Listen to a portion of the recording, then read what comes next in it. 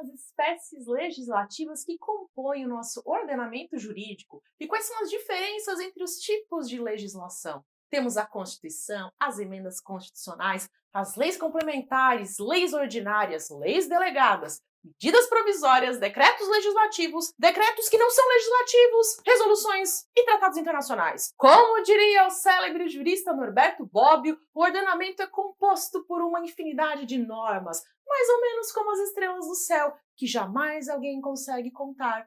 Não sabemos quantas são as normas e os juristas se queixam de que são muitas, mas mesmo assim, sempre criam novas e não se pode deixar de criá-las, pois elas são necessárias para resolver os conflitos da nossa intrincada vida social. A legislação pode ser criada nas esferas federal, estadual e municipal, desde que, obviamente, sejam respeitadas as competências ou as atribuições de cada esfera. Eu sou Cíntia Brunelli e hoje eu vou trazer um pequeno resumo sobre a legislação, falando sobre cada espécie legislativa de um jeito bem simples e fácil de entender. Mas já te aviso que vai ter bastante conteúdo, então se você é estudante de direito ou você é concurseiro, faça anotações para revisar depois ou assista esse vídeo muitas e muitas vezes até decorar tudo, porque este assunto vai cair na sua prova. E eu te convido a se inscrever no canal, porque toda semana está saindo muita coisa importante por aqui. Vou começar o vídeo de hoje falando, é claro, sobre ela, a Constituição Federal. A nossa Constituição, bem como as suas emendas constitucionais, está acima de todas as outras normas. Dizemos que ela está no topo do ordenamento jurídico.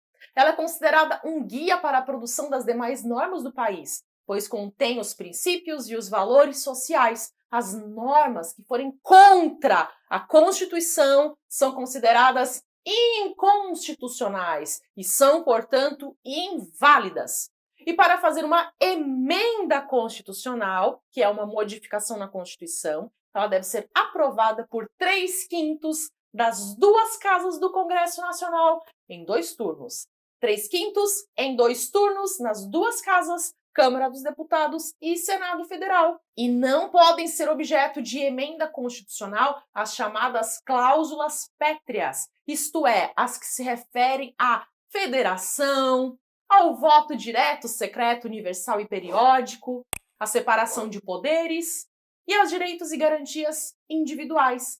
Como esse vídeo aqui é um resumo, eu já vou passar para a próxima espécie normativa, que é o Tratado Internacional. O Tratado Internacional é um acordo resultante da convergência de vontades de 2 ou mais sujeitos de direito internacional, como países ou organizações internacionais, que é formalizada num texto escrito com o objetivo de produzir efeitos jurídicos no plano internacional. O tratado é um meio pelo qual os sujeitos de direito internacional estipulam direitos e obrigações entre si. E como é que isso entra no nosso ordenamento jurídico? É mais ou menos assim. Os tratados e convenções internacionais sobre direitos humanos que forem aprovados pelo mesmo quórum de aprovação das emendas constitucionais, lembra? 3/5 em 2 turnos nas duas casas, são considerados equivalentes às emendas constitucionais. Mas precisam ser sobre direitos humanos. Aí esses tratados adquirem status de norma constitucional. E se o tratado não falar sobre direitos humanos, aí ele não vai precisar passar por esse quórum de aprovação das emendas. E ele vai ser incorporado ao nosso ordenamento jurídico com status de lei ordinária. Ele vai passar por um processo de incorporação ao nosso ordenamento jurídico, ou seja, não é porque existe um tratado internacional que ele já vai valer automaticamente aqui no país. E, após esse procedimento, ele vai ser válido no Brasil como uma lei ordinária. Já que falamos em lei ordinária, vamos agora passar para ela. Vou começar explicando esse nome, lei ordinária. Eu não sei qual é a sua idade, mas quando eu era jovem, existia um grupo chamado El Chan. E ali tinha o compadre Washington, que no meio das músicas dizia a célebre palavra ordinária. Como você pode imaginar, a palavra ordinária possui mais de um significado. E no direito, nós não utilizamos a palavra ordinária no mesmo sentido usado pelo grupo El-Chan. No direito, a palavra ordinária possui o significado de comum. A lei ordinária é a lei mais comum. As matérias cabíveis à lei ordinária são residuais. É tudo que não tiver de ser regulamentado por lei complementar, decreto legislativo e resolução. E o quórum de aprovação de uma lei ordinária é bem mais simples do que de uma lei complementar. Enquanto a lei complementar é aprovada pelo quórum de maioria absoluta, as leis ordinárias são aprovadas pelo quórum de maioria simples ou relativa. Eu já tenho vídeo aqui no canal em que eu trago mais informações sobre as diferenças entre leis ordinárias e leis complementares. Vale a pena procurar e assistir. Ali eu também explico a diferença entre maioria absoluta e maioria simples.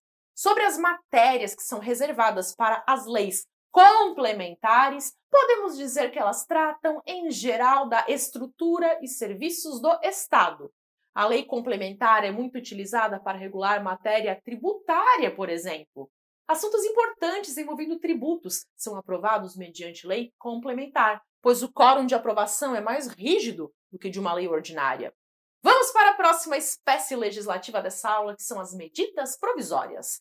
As medidas provisórias estão no mesmo nível hierárquico das leis. O presidente da República pode adotar medidas provisórias com força de lei em caso de relevância e urgência.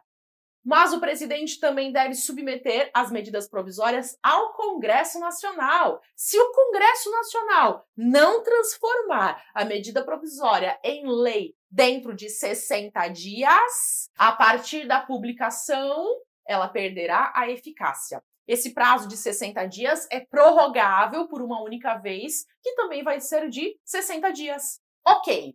E a lei delegada, o que seria?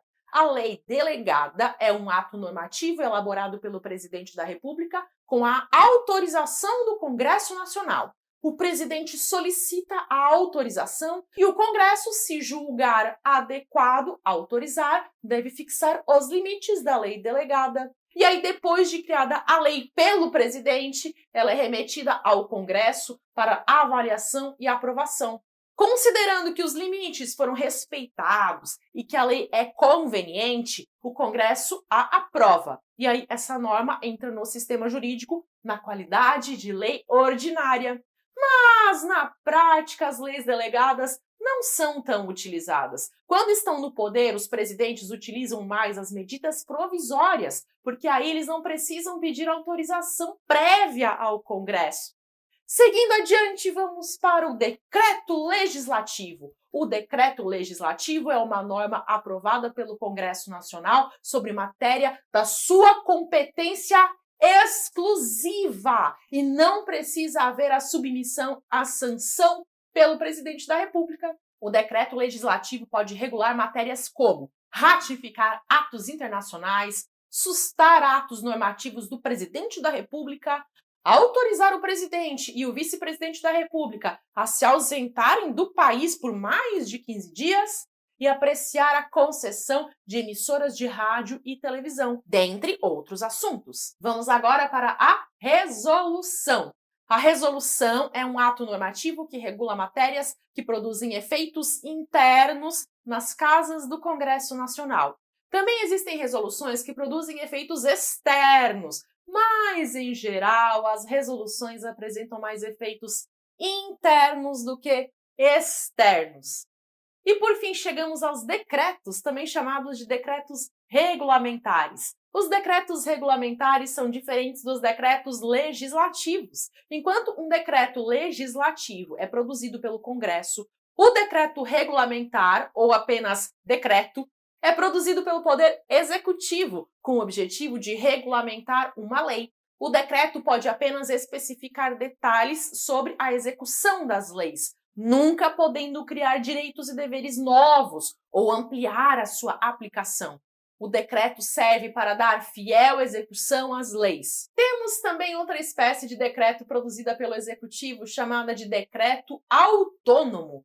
O decreto autônomo serve para que o presidente da República possa dispor sobre a organização e o funcionamento da administração federal, quando isso não implicar aumento de despesa e nem criação ou extinção de órgãos públicos. E também serve para que o presidente possa dispor sobre a extinção de funções ou cargos públicos quando estes estiverem vagos, ou seja, pode mexer na administração se isso não trouxer aumento de gastos, nem criação ou extinção de órgãos. E ele também pode extinguir funções ou cargos públicos que estejam vagos. É só para isso que serve um decreto autônomo. Além de todas as espécies de legislação que eu trouxe aqui, temos outras também que ficam hierarquicamente abaixo delas, como as instruções ministeriais, regimentos, portarias, que servem para regular assuntos específicos da administração pública. Lembra que no começo da aula eu mencionei que o jurista Norberto Bobbio diz que o ordenamento jurídico é como as estrelas do céu, que jamais se pode contar? Pois é norma que não acaba mais. E como é que fica a hierarquia de tudo isso? Pois bem, em primeiro lugar, como eu disse, temos a Constituição. Lembre-se também das emendas constitucionais e dos tratados internacionais sobre direitos humanos que sejam aprovados com o mesmo quórum das emendas e que ganham status constitucional.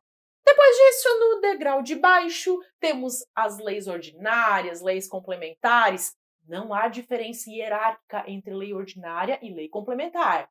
Temos leis delegadas, medidas provisórias, decretos legislativos, resoluções e decretos autônomos. Descendo mais um pouco o degrau, nós encontramos os decretos regulamentares, porque estes só dão fiel execução à lei, e também as outras espécies normativas que servem apenas para regular assuntos da administração pública, como as instruções ministeriais, os regimentos e as portarias. Quando houver duas normas sobre o mesmo assunto, vale a que for hierarquicamente superior, ou então, quando ambas forem do mesmo nível, aí vale a mais recente ou a mais específica. Lembrando aqui que esse vídeo é um resumo, então, obviamente, muita coisa importante ficou de fora. Pelo amor de Deus, se você está estudando para uma prova, seja da faculdade ou seja de um concurso, não se contente em assistir apenas a esse vídeo. Tem muito mais coisas sobre esses assuntos. A minha indicação é que você procure outros vídeos aqui do canal em que eu trato sobre as normas. Tem vários. E se você não é estudante e sim está aqui apenas por curiosidade, seja também muito bem-vindo. Você está certíssimo em querer aprender. Todo cidadão deveria se interessar pelo direito, porque é isso que faz com que alguém seja capaz de exercer a sua cidadania de fato. É ser conhecedor dos direitos e deveres que dá o real poder para que alguém possa fazer a diferença na sua própria vida e na vida de outras pessoas. É triste dizer isso, mas quanto mais alienado é um povo, mais explorado ele também é. Pessoas de baixo nível de instrução são facilmente enganáveis e manipuláveis por indivíduos de pouco caráter. E aqui, quando eu falo sobre baixo nível de instrução, eu não estou falando necessariamente de pessoas pobres ou ricas, porque tem muita gente de bom nível econômico que também é utilizado como massa de manobra por sujeitos inescrupulosos. A alienação está presente nos mais variados níveis econômicos. Mas é óbvio que pessoas de classes mais baixas vão ser mais prejudicadas pela falta de conhecimento, porque elas são as que mais precisam de ajuda e apoio. O fato é que pessoas alienadas são escravas e apenas o conhecimento liberta da escravidão. É uma sociedade instruída sobre direitos e deveres, uma sociedade com noção de como funciona o sistema legal que pode ser capaz de causar uma transformação. Todo mundo, sem exceção, deveria se interessar pelo direito. O direito deveria ser assunto de conhecimento comum pelo povo, e não apenas papo de advogado. Compreender as notícias do país e pensar em propostas de solução para os problemas passa pelo conhecimento do direito. É por isso que eu estou aqui e eu me sinto muito feliz em saber que existem pessoas como você que assistem o vídeo até aqui, o que significa que você possivelmente concorda com o que eu estou dizendo e também quer ver um Brasil diferente, mais instruído, mais evoluído. Estou certa? Você concorda? Eu te deixo aqui então o meu convite para assistir a mais vídeos aqui do canal. No começo pode parecer meio apavorante aprender o direito, porque são muitos detalhes. Mas eu te garanto que se você voltar aqui e assistir a alguns vídeos todo santo dia, nem que seja uns 2 ou 3 vídeos por dia, em pouco tempo muita coisa vai fazer sentido para você.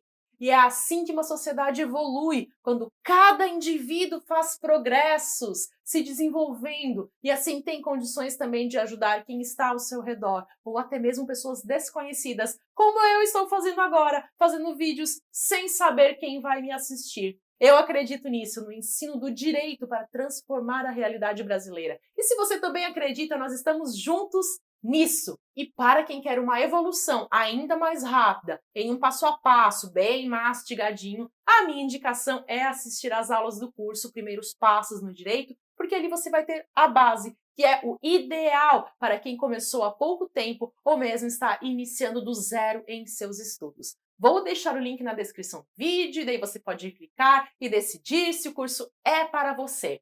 De todo modo, sendo aluno ou não, lembre-se de voltar aqui no canal para assistir a mais vídeos. Tem muita coisa importante saindo aqui gratuitamente no YouTube. Vou deixar aqui uma playlist para você clicar e dar continuidade aos seus estudos. Até!